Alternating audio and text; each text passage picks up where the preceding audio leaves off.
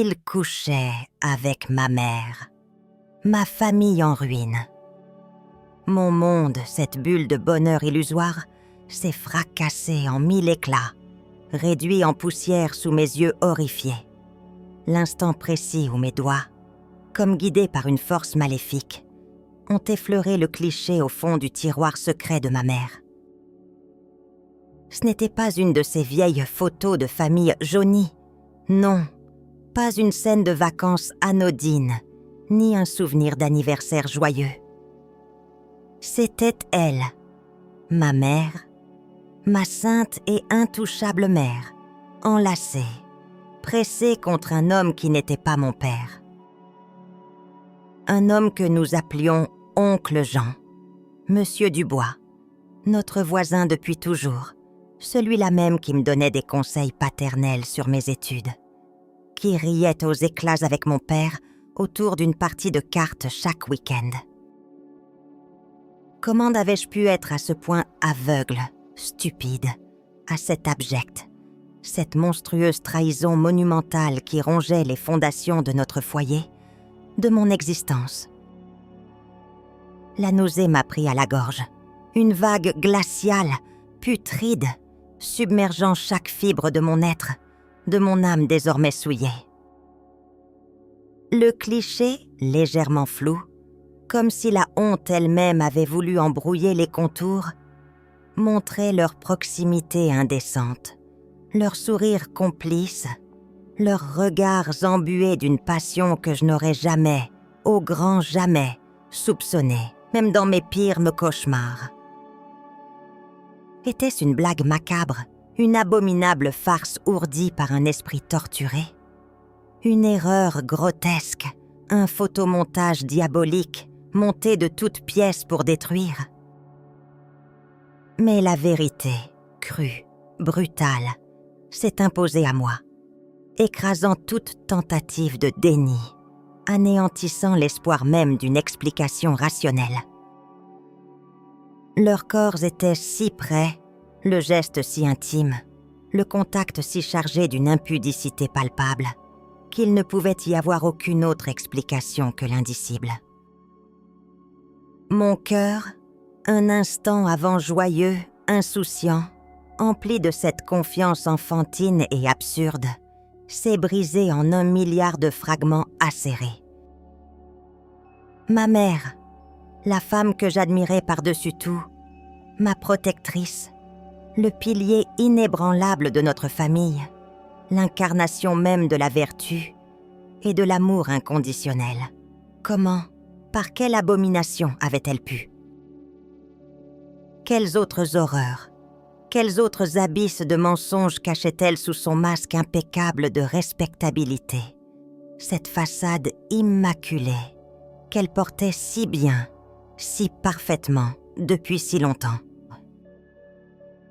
Je me suis sentie souillée, contaminée, trahie jusqu'à l'os, jusqu'à la moelle de mes os, jusqu'à la dernière parcelle de mon âme innocente.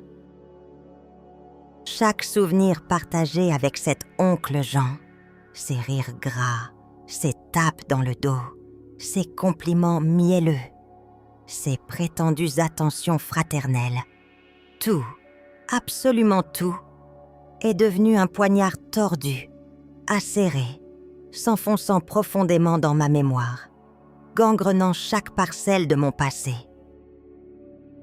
N'était-ce que de vils prétextes, des ruses ignobles, pour se rapprocher de ma mère, pour s'immiscer encore plus profondément, insidieusement, démoniaquement, dans l'intimité sacrée de notre famille, de notre foyer? Les soirées où elle rentrait tard, des excuses bancales et peu crédibles à la bouche, les week-ends où elle disait aller chez sa sœur, mais dont elle revenait étrangement euphorique, le regard brillant d'une étincelle coupable et mystérieusement silencieuse. Tout, absolument tout prenait soudain un sens terrifiant, écœurant. Ces éclats de rire soudains, trop forts, trop aigus, ces regards furtifs, chargés d'une complicité répugnante, jetée vers lui lors des dîners de famille, cette tension électrique que je prenais pour une amitié trop fervente, une camaraderie un peu trop chaleureuse. Tout était là sous mon nez, exposé à la lumière crue, et j'étais trop innocent, trop naïf, trop stupide pour le voir, pour le comprendre, pour l'admettre.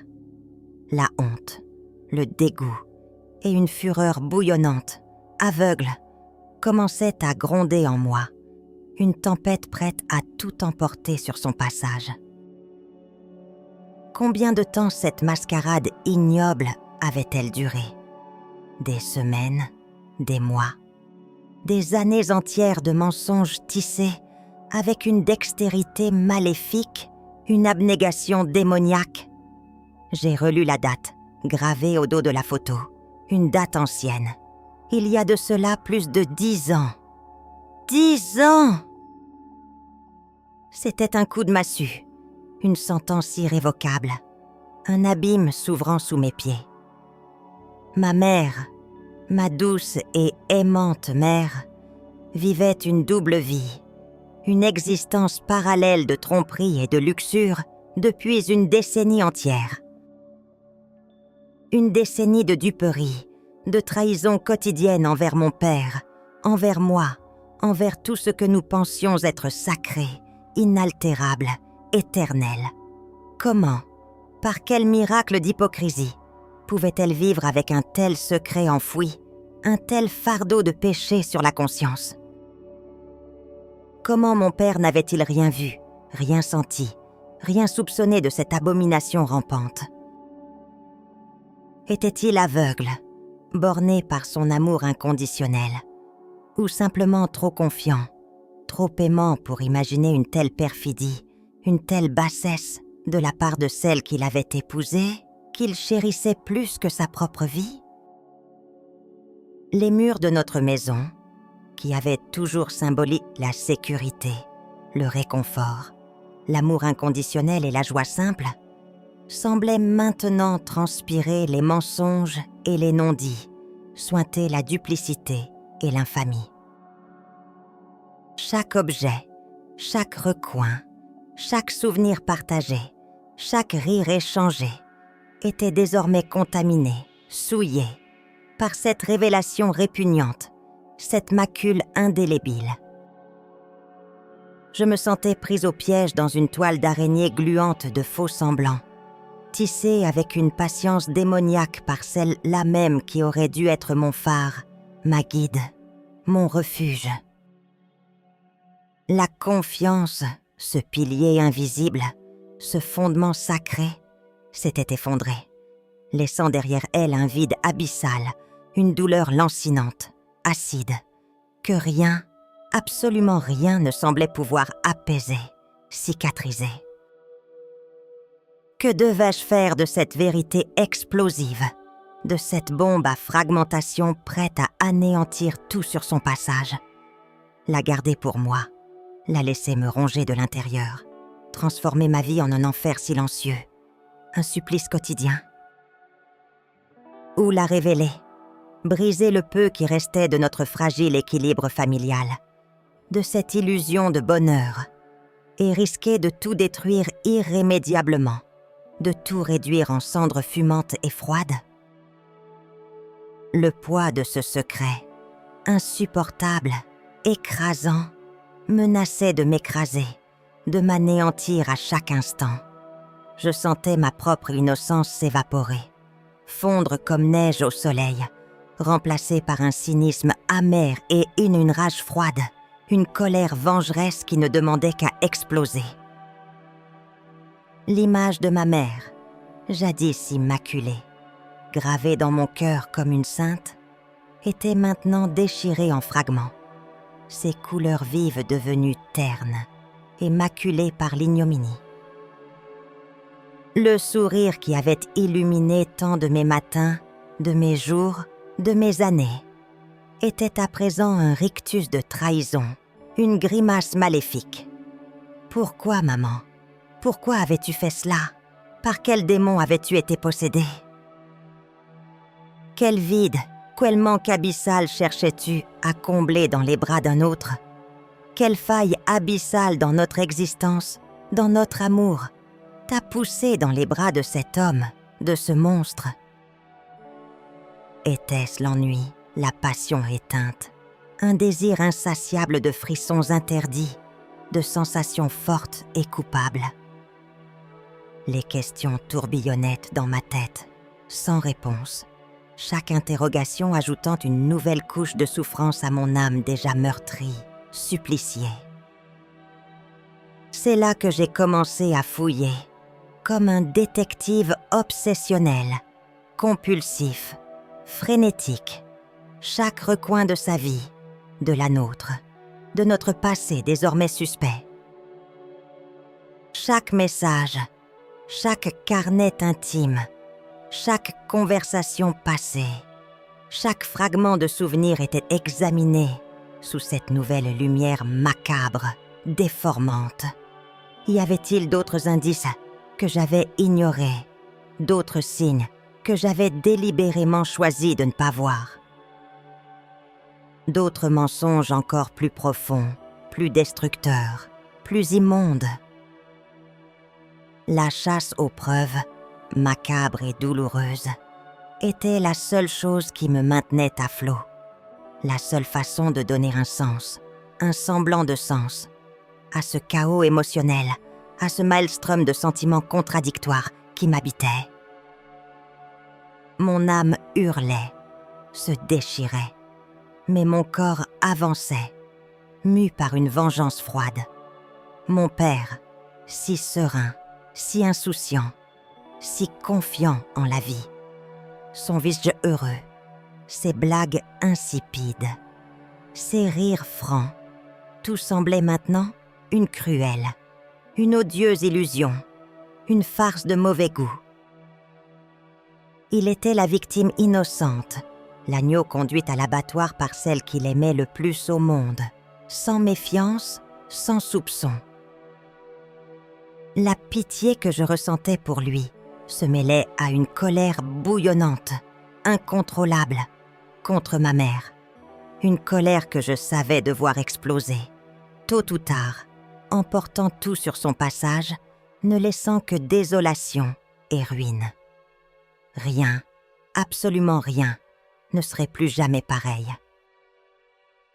Comment aurais-je pu vivre avec cette bombe à retardement, cette ignominie qui me rongeait de l'intérieur, jour après jour, nuit après nuit? Mon futur, notre futur, était désormais un champ de ruines en devenir, une apocalypse imminente. Les ténèbres s'épaississaient, enveloppant chaque pensée, chaque espoir.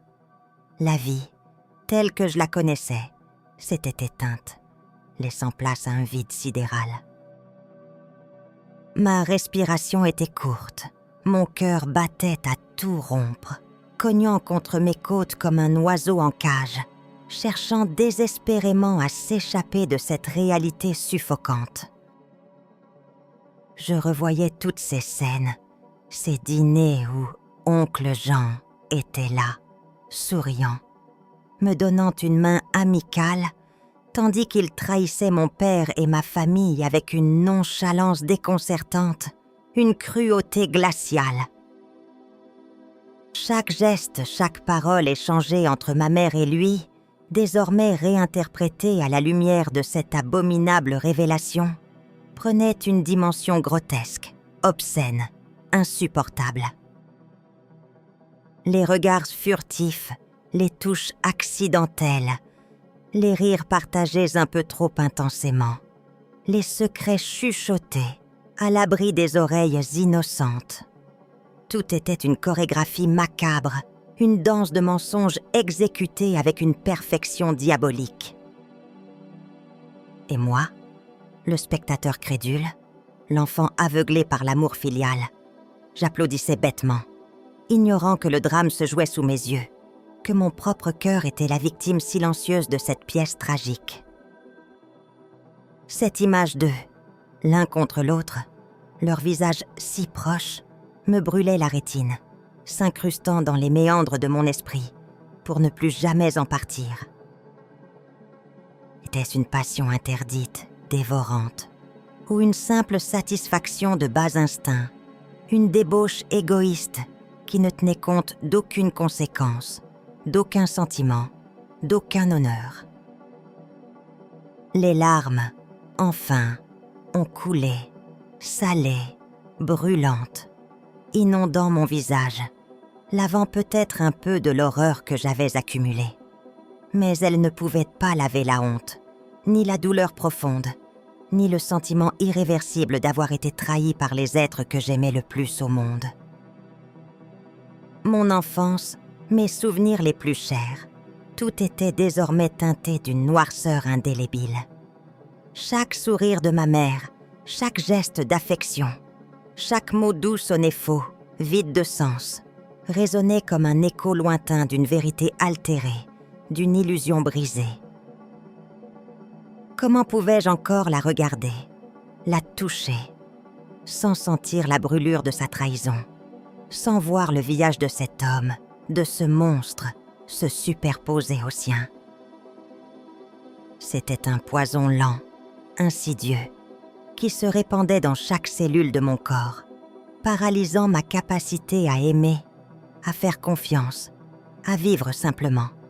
Ma famille, ce mot si doux, si protecteur, était devenu synonyme de douleur, de mensonge, de destruction.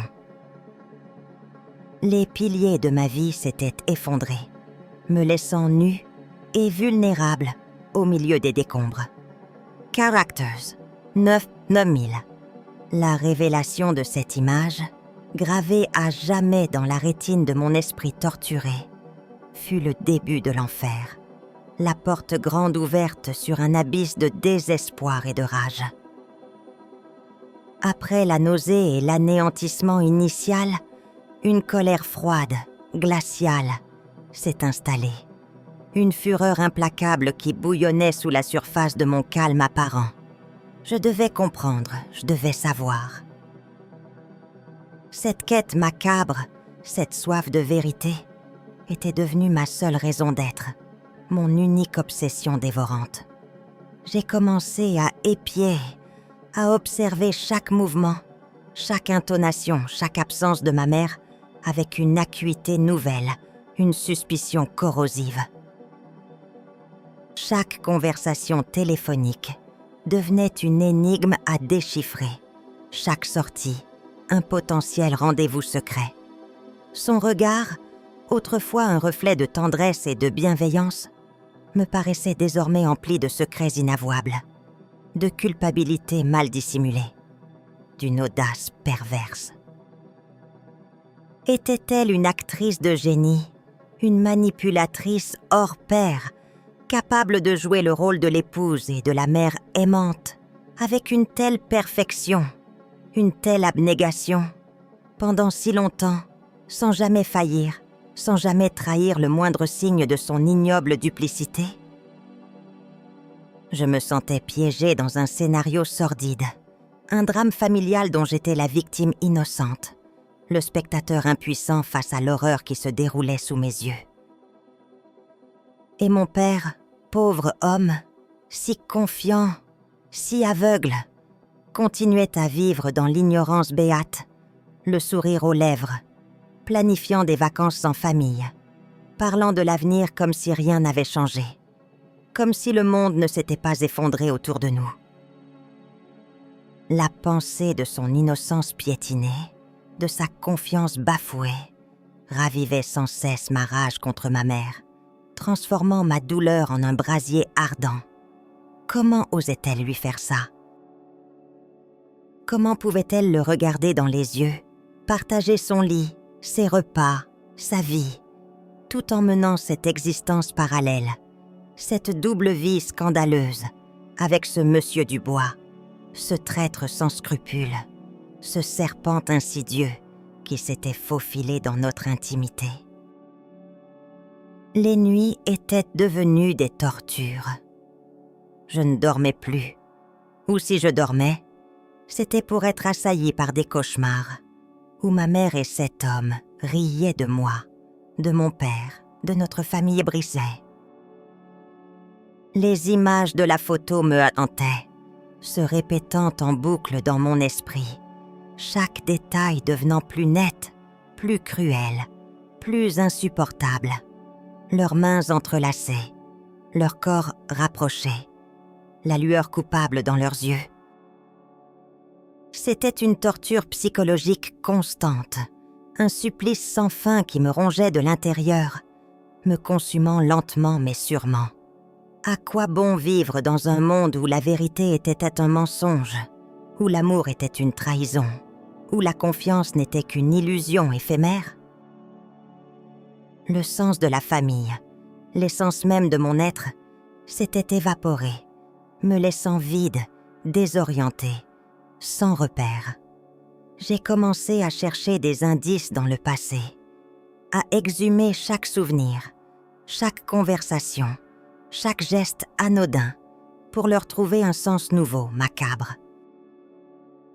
Ce voyage rétrospectif dans les méandres de ma mémoire était un supplice, chaque découverte ajoutant une nouvelle couche à mon horreur. Je me souvenais de leurs regards échangés lors d'un dîner de Noël, de leurs rires complices qui me semblaient alors si innocents, si joyeux.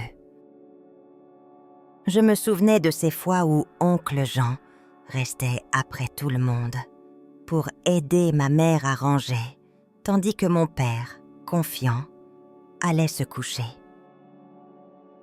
Des heures se volaient, des moments d'intimité interdite, se déroulant sous mon propre toit, sous le nez de mon père, sous mon regard d'enfant crédule. Mon sang bouillonnait de rage à chaque nouvelle réalisation, à chaque pièce du puzzle qui s'assemblait pour former une image d'une laideur insoutenable. Était-ce une vengeance silencieuse, ourdie par ma mère contre mon père, pour un grief que j'ignorais, pour une blessure que je ne connaissais pas? Ou était-ce simplement le fruit d'une perversité égoïste, d'un besoin insatiable de sensations fortes, de frissons interdits, au mépris de toute moralité, de toute décence? Leur motivation m'échappait, et cette incompréhension alimentait encore ma fureur, ma soif de réponse, ma quête de justice. Je me demandais si d'autres personnes, d'autres membres de la famille, d'autres amis, étaient au courant de cette liaison secrète, de cette abomination cachée. Qui d'autre avait fermé les yeux, avait gardé le silence, s'était rendu complice de cette trahison monumentale? Le cercle de la suspicion s'élargissait, englobant désormais presque tout mon entourage. Pouvais-je encore faire confiance à qui que ce soit, à n'importe qui, dans ce monde devenu un cloaque de mensonges et de dissimulation?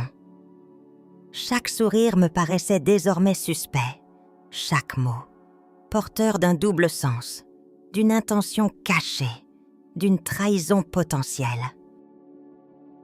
Cette paranoïa, ce sentiment d'être entouré de faux semblants, me rongeait, me vidait de toute substance, me transformait en une ombre de moi-même.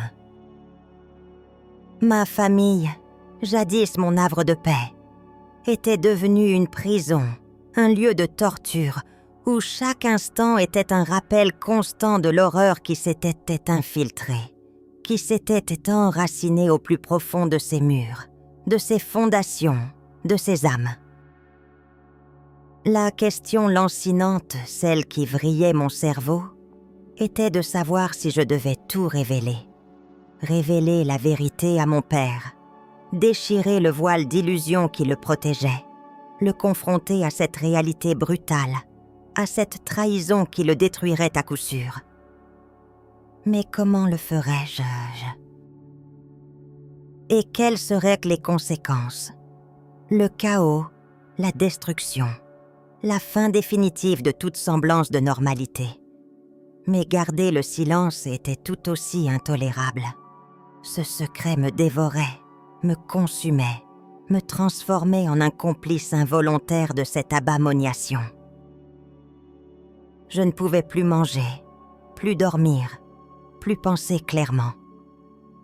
Ma vie entière était devenue une attente angoissante, une bombe à retardement dont la mèche brûlait inéluctablement et dont l'explosion finale était inévitable. La famille, ce mot sacré, ce sanctuaire de l'amour et de la confiance, était désormais une ruine fumante, un champ de bataille où les cadavres de mes illusions gisaient sans vie sous un ciel de plomb. Le silence de ma mère, son apparente insouciance, sa capacité à continuer de vivre comme si de rien n'était, me révulsaient au plus haut point. Comment pouvait-elle dormir la nuit, sachant l'ampleur de ses mensonges, la profondeur de sa trahison? Était-elle si dépouillée de tout sentiment, de toute conscience, pour agir de la sorte? Ou bien était-ce une pathologie, une perversion inavouable, un désir de destruction qui la guidait dans cette danse macabre?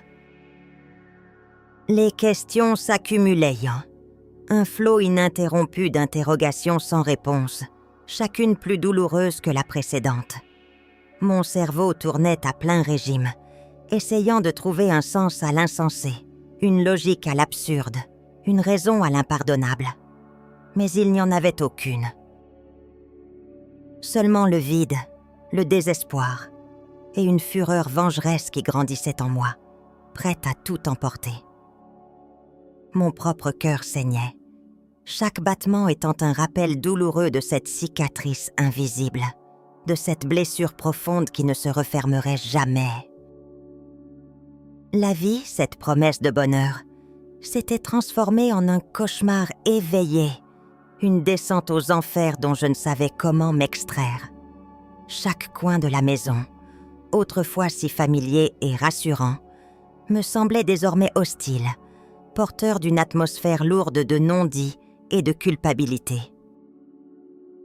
Je ne pouvais plus regarder les portraits de famille sans ressentir un frisson d'horreur, sans voir les visages souriants comme des masques d'hypocrisie.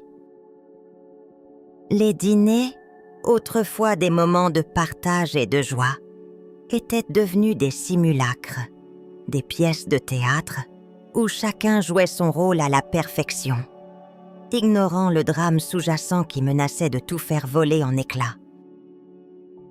Je cherchais des signes dans le regard de ma mère, une lueur de remords, un indice de repentir, mais ne trouvais qu'une assurance froide, une sérénité déconcertante qui ne faisait qu'attiser ma rage et mon sentiment d'impuissance.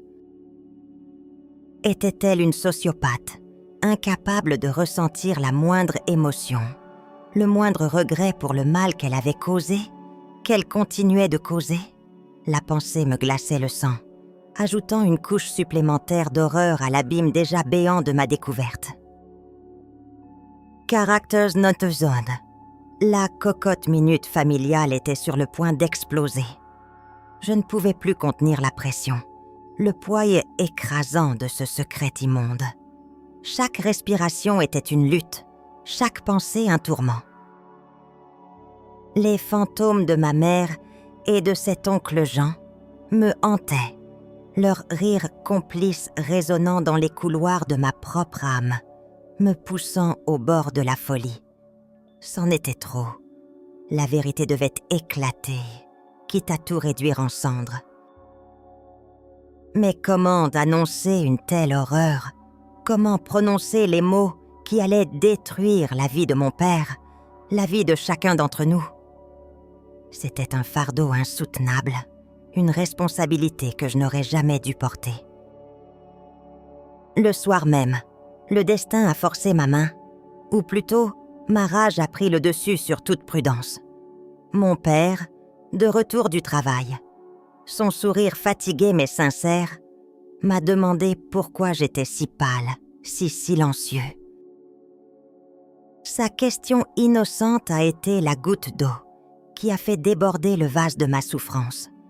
Les mots se sont arrachés de ma gorge, violents, brutaux, sans aucun filtre, sans aucune préparation. « Maman, elle nous trompe, Papa, elle couche avec Monsieur Dubois. » Le silence qui a suivi fut assourdissant, un vide immense et terrifiant qui a englouti l'univers entier. Le sourire de mon père s'est figé, son visage a viré au gris pâle, puis à une teinte violacée, comme s'il venait d'être frappé par la foudre. Ses yeux, d'ordinaire si pleins de gentillesse et de chaleur, se sont emplis d'une incompréhension glaçante, puis d'une douleur insondable. Il a secoué la tête, lentement, comme pour chasser un mauvais rêve, une hallucination. « Quoi ?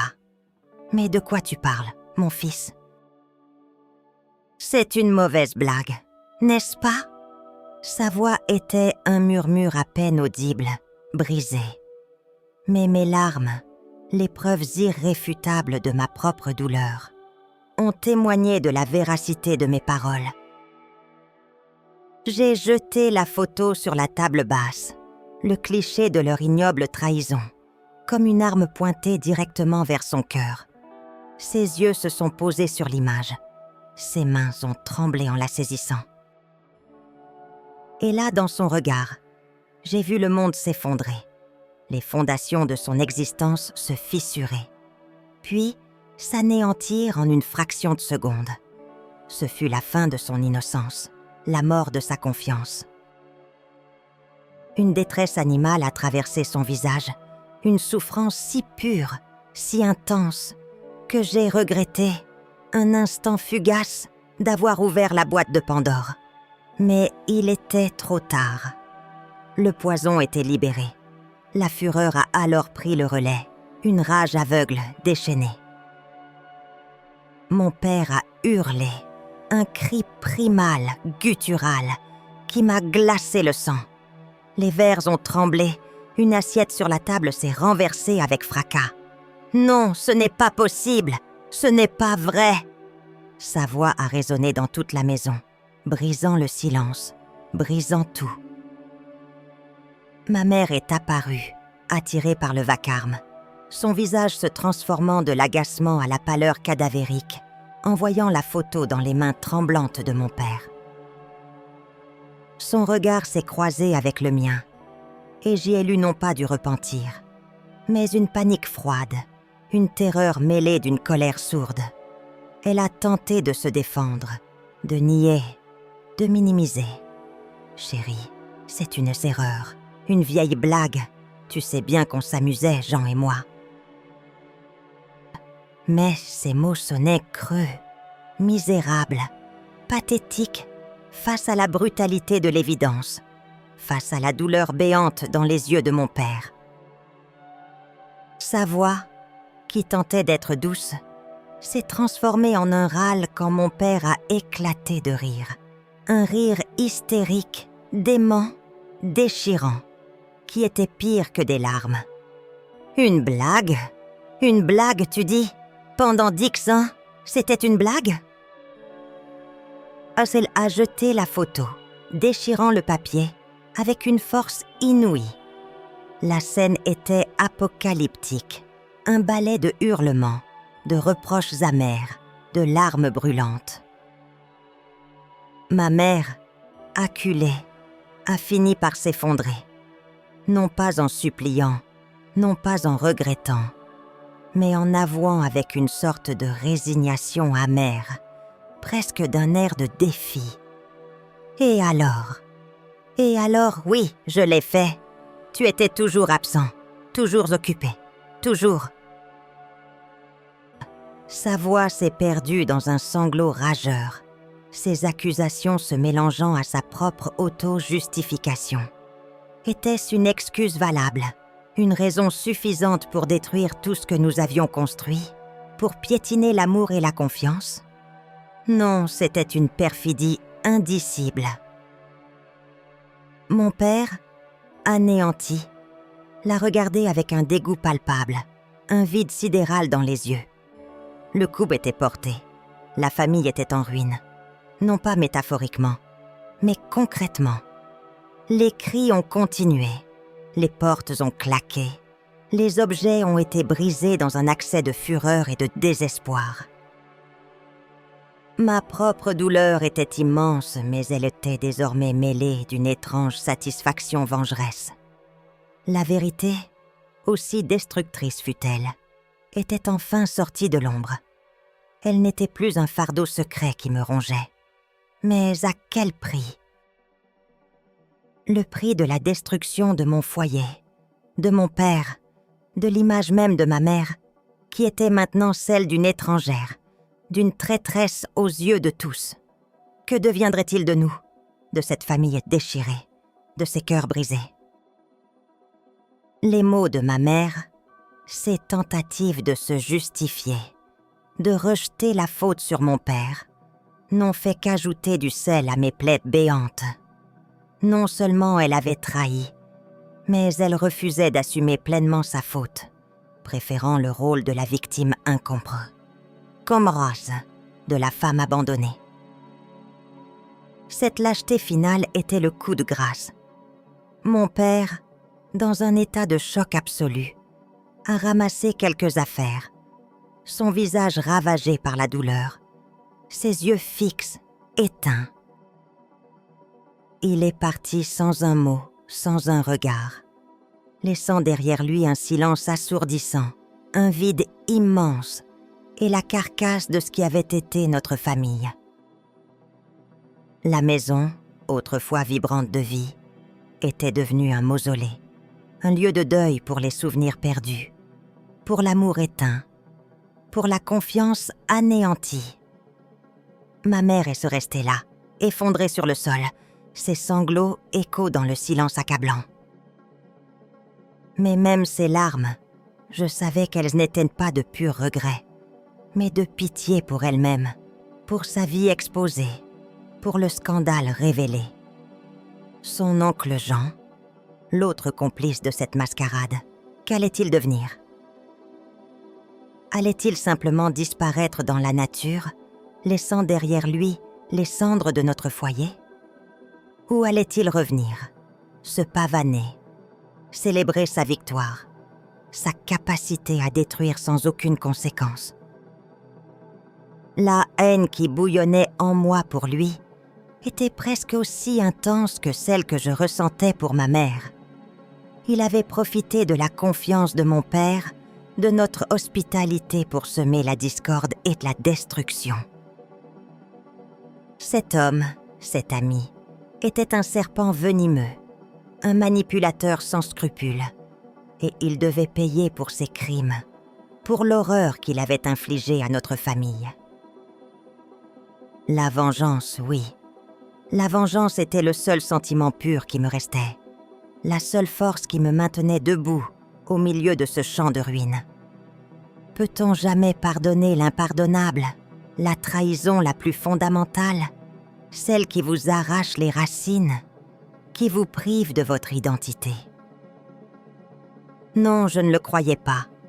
La vérité est-elle toujours libératrice, ou parfois un poison mortel, une arme à double tranchant qui détruit aussi celui qui la brandit? Pour moi, elle avait été les deux. Elle avait libéré mon esprit du fardeau du secret, mais elle avait anéanti mon cœur, mon âme, ma famille. Quel destin attendait ma famille brisée, ma mère déshonorée, mon père anéanti? Le futur était une toile vierge, mais une toile sombre, maculée par les larmes, la trahison et la haine. Je me tenais au milieu des décombres de ma vie, le cœur vide, l'esprit en lambeaux, ne sachant plus qui j'étais, ni ce que je devais devenir. Ma famille était en ruine, et moi, j'étais une ruine avec elle. La douleur était une compagne constante, un fardeau lourd que je savais devoir porter pour le reste de mes jours. La maison était froide, vide, résonnant du silence assourdissant de notre drame. Il ne restait que le silence, la cendre froide d'un bonheur illusoire. Mon père était parti, ma mère gisait sur le sol, brisée par le poids de ses propres fautes et de l'éclatement de la vérité. Et moi, je n'étais plus qu'une âme en peine, un témoin impuissant de l'apocalypse familiale. La blessure était trop profonde, la trahison trop amère pour espérer une quelconque réconciliation, une quelconque réparation. La famille, telle que je l'avais connue, était morte, assassinée par une passion clandestine et la lâcheté. Il n'y aurait pas de retour en arrière, pas de miracle, pas de pardon. Seul restait le goût amer de la trahison et la certitude que rien ne serait plus jamais pareil.